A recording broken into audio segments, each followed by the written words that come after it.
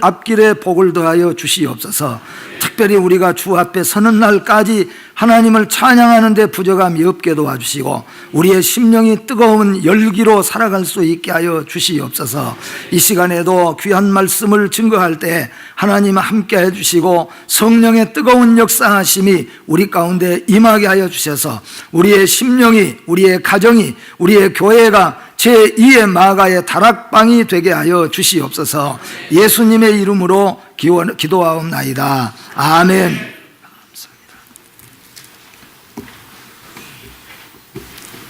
오늘 본문의 말씀은 하나님께서 하나님의 귀한 백성들에게 성령을 불같이 부어주셔서 그 성령의 역사하심으로 말미암아 칠흑 같은 밤 같은 그런 세상 속에서도 마지막까지 믿음을 지키고 끝내는 승리할 수 있도록 구원의 백성으로 살아갈 수 있도록 역사하실 것을 우리에게 요엘 선지자가 예언하고 있고, 요엘 선지자는 구약의 모든 선지자들 가운데서 신약의 교회가 보혜사 성령을 불같이 이렇게 받아서 하나님의 교회가 세워질 것을 첫 번째로 예언한 선지자 가운데 하나가 바로 요엘 선지자이고, 오늘 본문이 바로 마가의 다락방에 오실 보혜사 성령을 예언하고 있는 말씀이라고 볼 수가 있습니다. 오늘 이 보혜사 성령님이 언제 오셨느냐라고 말했을 때에는 오순절 날 이 보혜사 성령님이 임하셨다, 그렇게 말씀하고 있습니다. 오순절이라고 하는 것은 이스라엘의 유명한 절기 중에 한 절기입니다. 유월절을 지나고 난 다음에 오순절 절기가 찾아오는데, 이 오순절 절기는 유래로 보면은 두 가지로 우리가 바라볼 수 있는데, 하나는 뭐냐 하면은 농업적인 배경으로 우리가 본다면은 이스라엘 나라 백성들이 가나안에 와서, 그러니까 40년 동안 그들은 농사를 전혀 모르고 농사 짓지도 않고 거둬보지도 않고 살았습니다. 1세대는 다 죽고 2세대, 광야에서 2세대가 가나안에 들어왔기 때문에 한 번도 그들은 자기 것이라고 농작물을 거둬보거나 심어보지 못한 사람들인데, 가나안 땅에 들어와서 첫 번째로 그들이 심어가지고 거두어들이는 그 곡식, 그것을 처음 딸 때에 바치는 바로 그 절기가 바로 칠칠절이라고도 하고 초실절이라고도 하고, 그날을 오순절이라고도 이야기를 합니다. 그래서 이 오순절은 농업적인 배경으로 볼 때에도 이스라엘 백성에게는 정말로 감격스러운 날이라고 말할 수밖에 없고, 두 번째는 역사적인 또 이렇게 배경으로 만약에 본다고 한다면은, 그러니까 영적인 차원에서 또 그들이 본다고 한다면은, 그들은 애굽에서 노예 민족으로 살았습니다.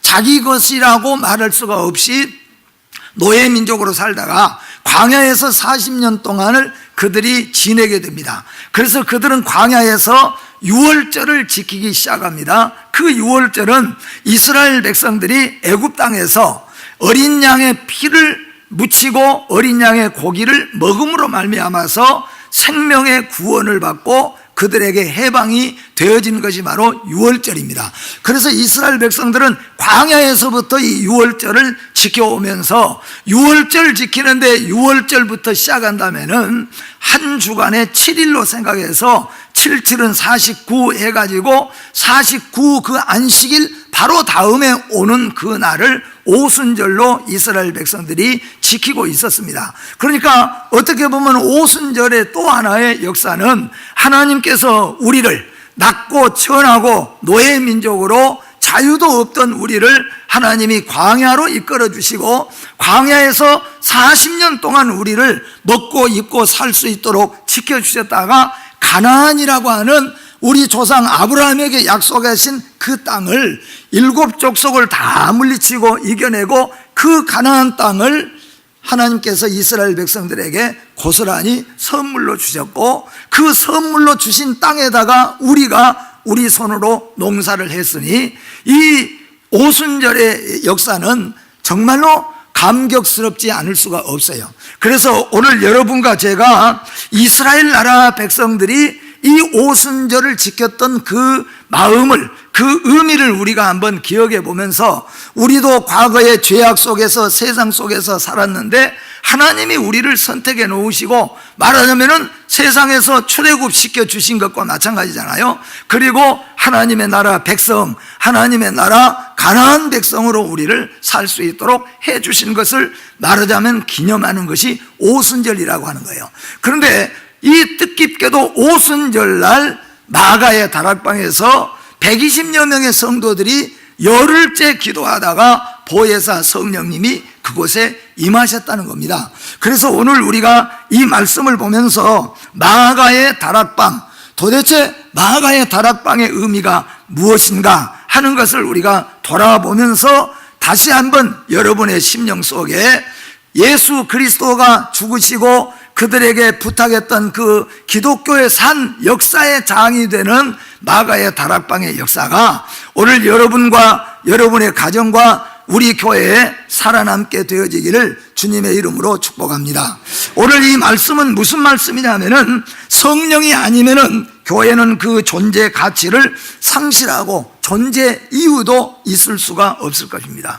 물론 예수님의 십자가와 부활은 말할 것 없고 예수님의 십자가와 부활이라고 할지라도 성령이 아니면은 그걸 믿는 것부터 그 진리를 우리가 전하는 것도 할 수가 없는데 우리 주님이 약속하신 대로 보혜사 성령을 마가의 다락방에 보내주셔가지고 거기에서 교회가 탄생이 되는 겁니다.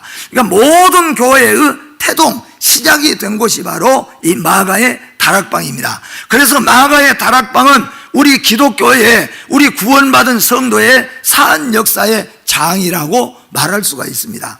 예를 들면 이스라엘 나라 백성들에게 있어서는 남자나 여자나 할 것 없이 누구든지 거의 한 번은 단 한 번만이라도 갔다 와야 될 곳이 있는데 그곳이 바로 여러분이 가보신 분은 알겠지만은 여리고에서 가까이 있는 마사다라고 하는 곳입니다.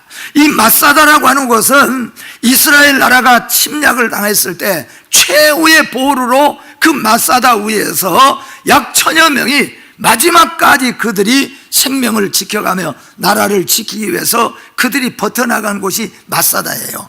그래서 지금도 중학교를 졸업하거나 고등학교를 졸업하거나 대학을 졸업하거나 하게 되어지면은 한 번쯤은 이스라엘 백성들은 유대인의 산 교육장으로 그들을 마사다로 가서 마사다에서 우리의 조상들이 어떻게 국가를 사랑했고 어떻게 그들이 지켜왔는가 그걸 가서 산 역사를 체험하고 돌아오게 하는 거예요. 그러니까 산 교육장이라고 하는 말은 무슨 말이냐면은 역사는 이미 지나갔습니다. 그곳에 마가의 다락방의 역사는 이미 지나갔습니다. 마사다의 이미 역사는 지나갔습니다. 그런데 산 역사의 교육장이라고 하는 것은 거기 가서 보고 그것을 느끼고 돌아오는 사람은 그 정신을 마음속에 품고 산다 그런 말씀이에요. 그런 입장에 있어서 마가의 다락방은 우리 교회의 산 역사의 장이라고 말할 수가 있어요. 그러니까 마가의 다락방은 오늘 여러분과 제가 이 말씀을 듣고 이 말씀을 읽고 이 말씀 가운데서 이후에 우리의 살아갈 때에 우리 심령에는 마가의 다락방의 그 지나간 산 역사가 우리 심령 속에 살아있어야 된다. 이게 뭐냐면 산 역사의 장입니다. 말하자면 우리나라의 어떤 전통, 우리나라의 아주 훌륭한 그런 과거의 산 역사의 장을 우리가 수학여행을 가거나 갔다 온 다음에 잊어버리고 아무 소용없이 살아간다면 그건 우리 안에 산 역사의 장이 될 수가 없어요. 산 역사의 장이라는 것은 그 정신을 우리가 받아오는 겁니다. 그 정신을 다시 되살려서 우리도 그렇게 살아가려고 하는 거예요. 그런 입장에서 오늘 말씀의 제목이 마가의 다락방입니다. 왜냐하면 마가의 다락방은 우리 기독교인에 있어서는 산 역사의 장이 마가의 다락방이니까. 그러면은 마가의 다락방이 왜 우리 기독교에 있어서 산 역사의 장인가? 첫 번째로 마가의 다락방은 어떤 곳이냐면은 예수님께서 12 제자들을 불러다 놓고 마지막 최후의 만찬을 가졌던 장소가 바로 마가의 다락방이에요. 예수님께서 12 제자들을 불러다 놓고 12 제자들에게 빵, 우리 같으면 떡이죠. 떡하고 그리고 포도주를 갖다 놓고 예수님이 12제자들을 놓고 최후의 만찬을 가졌습니다. 그리고 그들에게 빵을 다 띄워주면서 예수님께서 배고픈 제자들이 빵 그냥 입에 막 넣으려고 하니까 예수님께서 말씀하셨잖아요. 이 떡은 어떤 것을 의미하는가? 내가 너희들을 위해서 이제 십자가에서 내 몸을 다 찢겨서 내 살이 다 찢어져서 너희를 위해서 죽을 것이다. 그것을 기념하는 것이 이 떡이라고 말씀했어요. 그래서 제자들은 그 후로부터 예수님이 부활하신 다음에 성령님이 오신 다음에도 이 제자들은 모이면 떡을 떼서 나누면서 우리를 위해서 예수님이 죽으셨다, 우리를 위해서 예수님이 몸을 죽이셨고 살을 바치셨다는 것을 그들이 항상 마음속에서 가지고 있었으니까 마가의 다락방은 기독교의 최후의 만찬, 혹 성만찬에 있어서 이 산 역사의 장이라고 볼 수 있다, 그런 말씀이에요. 그래서 예수님께서 떡을 떼신 다음에는 그 다음에 잔을 쫙 제자들에게 돌리시면서 말씀합니다. 다 마셔라. 이것은 내가 너희를 위해서 십자가 위에서 보혈의 피를 다 흘릴 그 보혈의 피를 기념하는 것이라. 그리고 너희도 내가 다시 올 때까지 너희가 떡을 떼고 포도주를 돌리면서 나의 살과 나의 피를 기념하는 성만찬을 가지라고 주님이 제정해 주셨어요. 그 자리가 어디냐면은 마가의 다락방이라는 거예요. 그러면 오늘 우리는 마가의 다락방에 갔다 오지는 못했지만은 오늘 성경의 역사를 통하여서 우리 안에 마가의 다락방이 임한다는 것은 무엇이겠는가? 우리가 산교육으로 우리가 잡는다는 건 뭐냐 하면은 하루하루 우리가 먹고 입고 마시고 일어나고 자고 살아가는 오늘 하루 가운데 우리 안에는 예수의 보혈의 피와 예수 그리스도가 우리를 위해서 죽으시고 바쳐주신 그 몸과 그 피를 항상 우리는 잊지 말고 살아야 된다는 겁니다. 여러분, 예수 그리스도의 살과 예수 그리스도의 보혈의 피를 한시라도 잊지 아니하고 살아가시기를 주의 이름으로 축복합니다. 이것이 바로 제2의 마가의 다락방의 산 역사의 장이라고 말할 수 있다는 겁니다. 두 번째로 이 마가의 다락방이 우리 기독교인의 산 역사의 장이라고 말할 수 있는 것은 뭐냐? 바로 이 자리가 예수님께서 제자들의 발을 씻기셨던 곳이 마가의 다락방입니다. 식후에 다 예수님께서 살과 피를 바치고 죽으실 것을 말씀하시고, 그리고 식후에 다 설거지 끝난 다음에 제자들과 함께 그냥 잠자리에 들어가시는 것이 아니고 예수님께서 대화를 준비하도록 했어요. 그리고 한 제자 한 제자를 놓고 발을 씻겼습니다. 제자들이 원래 제자들이 이 유래는, 전통은 아랫사람들이 상전을, 그리고 우리 집에 손님이 오실 때 물을 내어다 주거나 아주 귀하고 존귀한 손님이 오시면은 수족을 씻어주는 일을 했어요. 그 아마 귀족 정도 되어야. 그런데 원리로 말한다면은 제자들이 예수님의 발을 씻겨야 되는데 예수님께서 식사한 다음에, 그리고 식사 때도 뭐예요? 내가 내 살을 다 바칠 것이다, 내가 너의 피를 다 바칠 것이다. 이 빵하고 포도주를 마시고 또 먹으면서 이렇게 하셨던 우리 주님께서 다 물린 다음에 태안에다가 물을 떠오도록 해서 한 사람 한 사람 발을 벗고 발을 적시고 그리고 씻어주는 거예요. 그들 마음속에는 어떤 마음이 들었을까요? 우리가 씻겨드려야 될 예수님, 근데 예수님께서 오늘 왜 이렇게 우리 발을 씻겨주고 계실까? 물론 베드로가 아닙니다, 예수님이 이쪽으로 오십시오, 제가 예수님의 발을 씻겨야 합당합니다. 그래서 우리 주님께서도 말씀하셨잖아요. 내가 너를 씻기지 아니하면은 너는 나하고 상관이 없으리라. 그랬더니 그러면 내 몸도 씻겨주십시오. 그랬더니 이미 너희는 다 목욕한 사람과 같으니까, 목욕한 사람은 손발만 씻는 것처럼 이제 발만 씻으면 되니라. 예수님께서 수족을 씻어주셨던 자리가 어느 자리냐? 바로 이 마가의 다락방이라는 거예요. 이 마가의 다락방의 산 역사가 우리 가운데 남아있다는 것은 무엇이겠습니까? 우리는 이제 어떻게 해야 되겠는가 하는 거죠. 산 역사 장인 마가의 다락방을 우리 마음속에 둔다는 것은 우리도 제자들처럼 발을 씻겨주는 일을 해야 된다는 거예요. 그것이 무엇이겠는가? 겸손이라고 성경에서 말씀하고 있습니다. 겸손히 섬기는 거죠. 겸손히 주를 섬기고 겸손히 교회를 섬기고 겸손히 성도를 섬겨가는 것을 우리에게 보여줍니다. 높으신 예수님께서, 주인 되신 예수님께서, 선생님인 예수님이 제자들의 발을 씻겨주면서 예수님께서 친히 겸손의 모습을 보여주셨어요. 그러므로 마가의 다락방이 우리 안에 산 역사로 남아있는 성도라고 한다면은, 깨닫지 못했던 베드로라고 할지라도 깨달은 다음에는 이제 뭐예요? 우리가 나를 발을 씻겨주신 예수님처럼 나도 발을 씻겨주는 것처럼 나도 겸손히 섬겨가야 된다는 겁니다. 여러분의 마음속에 이러한 발을 씻기신 예수님의 겸손의 섬김의 자세가 여러분 속에 함께 하시기를 주의 이름으로 축복합니다.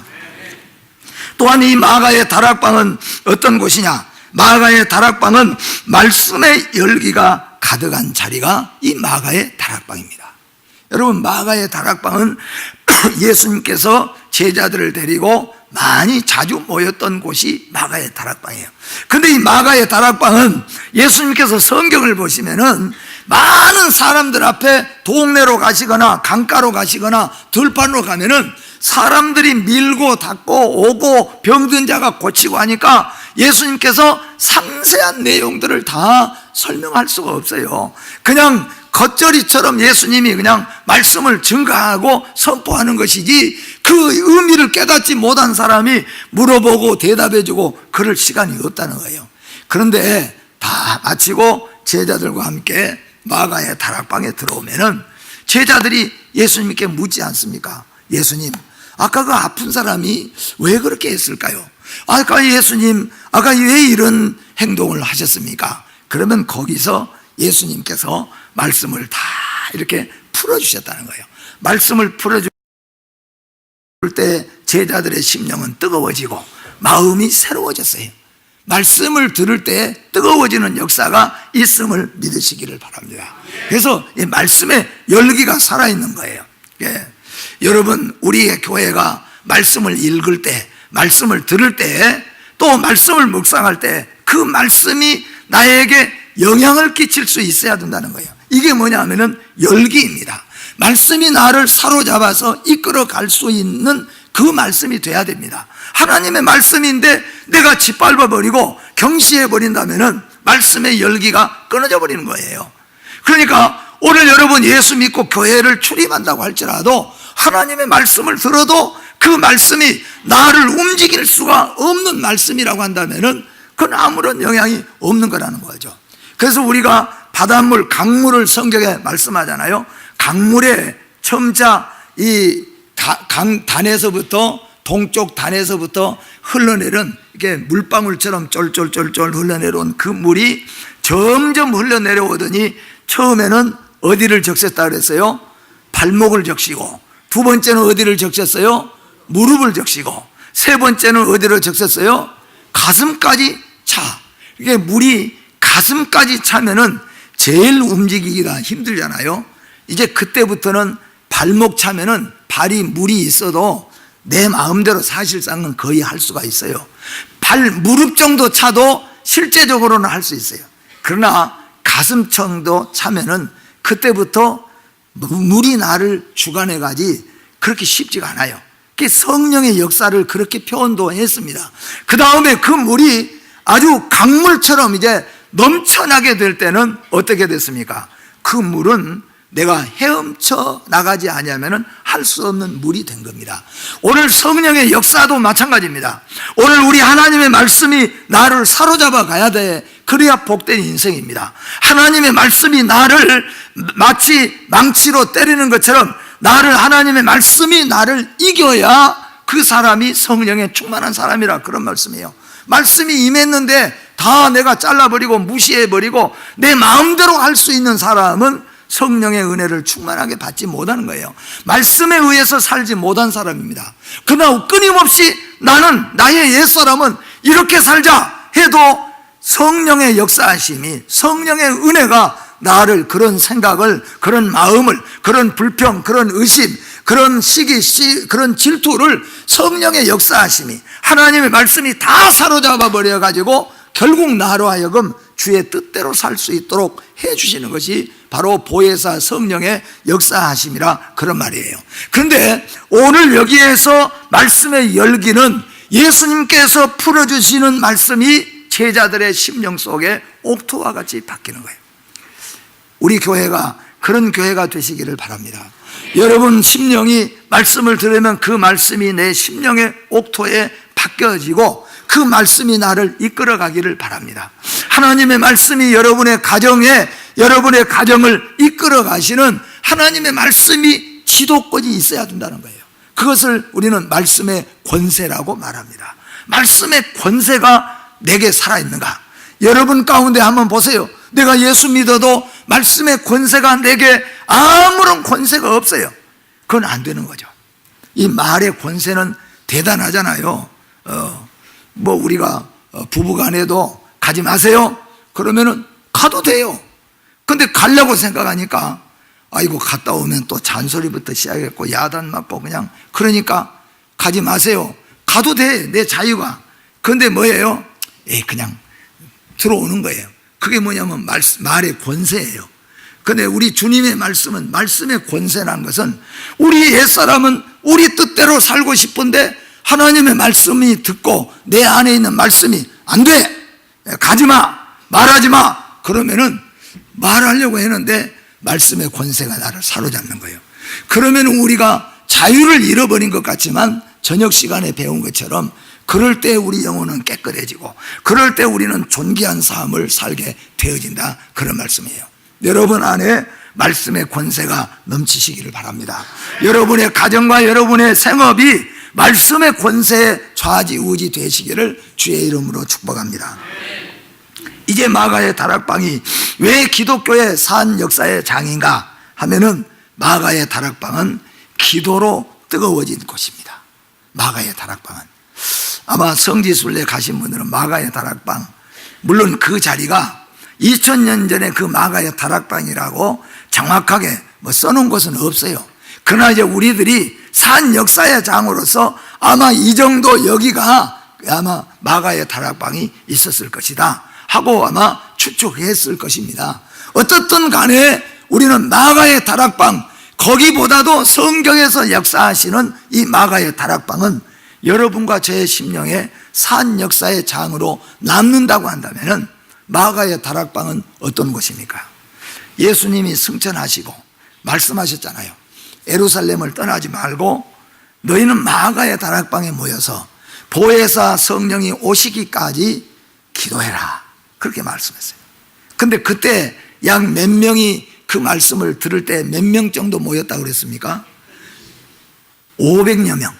500여 명이 예수님이 승천하실 때 하늘을 쳐다보고 있는 사람이 한 500여 명 모였습니다. 그때 하늘에서 말씀했잖아요. 떠나지 말고 그리고 너희들 기도해라. 그런데 500여 명이 거기에 예수님 승천하신 것을 봤지만은 마가의 다락방에 실제로 모여서 기도했던 사람은 몇 명이었습니까? 약 120명 정도가 마가의 다락방에 모였다고 그랬어요. 그러니까 120명 정도가 모였는데 성경에 보니까 약 열흘 정도 그들이 무엇을 했습니까? 기도했어요. 얼마나 기도. 여러분, 우리가 기도의 특성을 배울 때 배운 거 한 가지가 뭐냐면, 기도의 특성 중에 다른 건 다 빼놓고 한 가지만 말한다면은 전념성이 있는 것이 기도의 특성이라는 거예요. 그 말은 뭐냐면은 기도하는 사람 옆에 가면은 기도하게 돼지고 기도 안 하는 사람하고 자꾸 어울리면은 기도 안 하게 돼 있는 거예요. 그러니까 제가 볼 때 그래요. 우리 신앙생활 하면서 그래도 기도 좀 하신 분들은 혼자만 몰래 기도하지 말고 같이 기도할 때는 좀 기도의 힘을 잃은 사람, 그 중에서도 조금만 잡아주면은 막 기도가 살아날 수 있는 사람들이 있어요. 근데 기도도 여러분 영적인 것이지만은 기도도 전념성이 있다는 것을 우리는 이게 믿어야 됩니다. 그래서 뜨겁게 기도한 사람 옆에 가면은 나도 모르게 막 뜨겁게 기도가 되는 거예요. 그래서 막 기도가 되어지고 냉랭한 사람 옆에, 그러니까 초신자들, 여러분 처음 오신 분들은 초신자들끼리 짝짝꿍해서 앉아 있으면요 별 은혜가 없고, 특히 이제 중고등부 아이들은 이제 막 그런 애들끼리 둘이 앉혀놓으면 맨 예배 시간에 핸드폰 갖고 오고 가고 서로 꼬집고 오고 가고, 그런데 무슨 기가 들어가겠습니까? 그러니까 그건 따로 이렇게 딱 아주 신앙. 근데 둘이 다 흐지부지한 사람 해놓으면은 그게 안 일어나거든요. 그런데 뜨거운 사람, 그러니까 여러분 초신자들은 기왕이면은 여러분 기둥 뒤에 어디 뒤에 이렇게 숨어서 뒤에 있으려고 생각하지 마시고, 다 우리 교회 보시면은 기도 많이 하는 권사님들, 장로님들, 우리 집사님들 계시잖아요. 그 옆에 가서 딱 앉아보세요. 진짜로 막 기도 시간에 기도하고 찬송할 때 탁 심령으로 찬송하고, 말씀 들을 때 그냥 막 이렇게 듣는 그런 권사님들, 장로님들, 집사님들 옆에 가서 딱 앉아보세요. 반드시 은혜 받게 돼 있어요. 근데 어디를 찾아가냐 하면은 전혀 은혜가 안 올 만한 자리를 가서 찾아가지고 앉아 있으니 여기도 다 냉랭, 저기도 다 냉랭.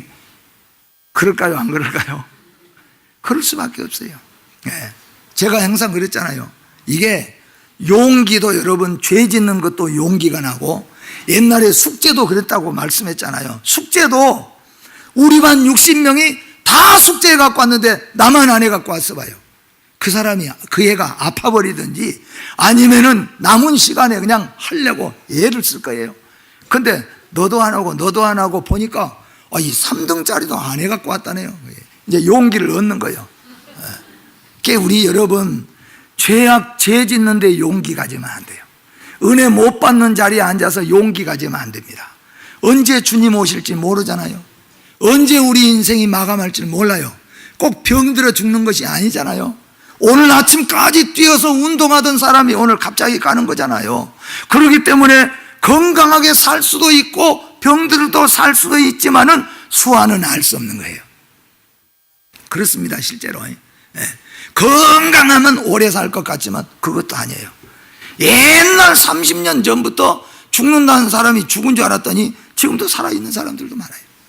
좀 건강하게 살고 병들게 사는 경우도 있지만 인간의 수완은 하나님이 정해놓았어요. 그때까지 우리는 믿음의 열기로 살아야 된다는 거예요. 그래서 우리는 기도의 열기를 받아야 될 줄로 믿습니다. 오늘 고린도후서 6장 2절에 이르시되 내가 은혜 베풀 때 너가 듣고 구원의 날에 너를 도왔다 하였으니 보라 지금은 뭐예요? 은혜 받을 만한 때요, 보라 지금은 구원의 날이로다고 말씀합니다. 여러분 지금이 바로 우리 하나님 앞에 기도해야 될 때인 줄 믿습니다. 그래서 여러분 마음속에 항상 기도하는 마음을 가지고 사는 것이 마가의 다락방의 삶을 사는 겁니다. 여러분의 가정도 마찬가지입니다. 특히 여러분 우리의 자녀들을 제가 연구한 결과에 보면은 어떤 목사님, 어떤 장로님들 열심히 신앙으로 잘하지만은 중요한 것은 뭐냐면은 꼬맹이 아이들 무시하면 안 되는 거예요. 같이 꼭 은혜를 받아야 돼요. 나는 큰 은혜 받고 큰 은혜 속에 가니까 쟤들 나중에 내가 그러면 오겠지라고 하지만 그게 아니에요. 그 아이도 은혜의 자리에 함께 있도록 해야 되는 거예요. 그 아이도 예배 자리에 함께 있도록 해야 됩니다. 그래서 같이 은혜 받는 자리에서 자라가야 정상적으로 자라요. 그러니까 어떻게 보면은 하나님 앞에 충성을 다해서 살아도 자녀들은 쟤들은 알아서 잘하겠지 그러지만 그게 아니다는 거예요. 같은 은혜의 자리에 같이 있도록 하는 것이 중요하다는 거예요. 예. 마지막으로 마가의 다락방은 약속하신 보혜사 성령님이 임하신 곳인 줄 믿으시기를 바랍니다. 이 마가의 다락방이 기독교의 산 역사의 장이라고 하는 것은 거기에서 최후의 만찬도 이루어졌고 거기에서도 중요한 말씀을 주님께서 가르쳐 주셨고 거기에서 제자들의 발도 씻기신 것이고 거기에 120명이 모여서 열흘 동안 완전히 그냥 그들이 폭발적으로 기도만 했던 곳이고 거기에 바로 예수님이 성육신 베들레헴 이 마구간에 이 성육신 하신 것처럼 보혜사 성령님이 마가의 다락방에 임하신 곳이 바로 마가의 다락방이에요. 그렇기 때문에 이제 마가의 다락방의 산 역사의 장이 우리 안에 임한다는 것은 뭐예요? 우리 안에 보혜사 성령이 역사하셔야 된다. 여러분 안에, 여러분 가정에 보혜사 성령이 역사하신 것이 나타나야 된다, 그런 말입니다. 가끔은 우리가 영적으로 저 사람에게, 저 가정에게, 저 교회에게 보혜사 성령이 역사하고 계신구나 하는 것을 우리가 체험해 볼 수 있잖아요. 우리 기독교인들은 그래서 이 마가의 다락방을 우리 안에 산 역사의 장으로 삼는다는 것은 성령님이 내 안에 오셔서 성령이 나를 이끌어 가시고 성령이 나와 함께 하신 것, 그래야 내가 승리의 삶을 살고 마지막까지 믿음을 지킬 수 있기 때문인 겁니다. 바로 오늘 이 말씀을 기억하시면서 여러분의 심령이 제2의 마가의 다락방이 되시기를 바랍니다. 여러분의 가정과 우리의 교회가 제2의 마가의 다락방이 되어서 산 역사의 장이 되시기를 주님의 이름으로 축복합니다. 기도하겠습니다. 거룩하신 하나님, 감사합니다. 마가의 다락방은 예수님이 제자들과 함께 자주 모였던 곳이고 찾던 곳이고, 거기에서 끊임없이 하나님의 말씀을 풀어주셨던 곳이고, 거기에서 최후의 만찬을 떼시면서 십자가의 보혈과 십자가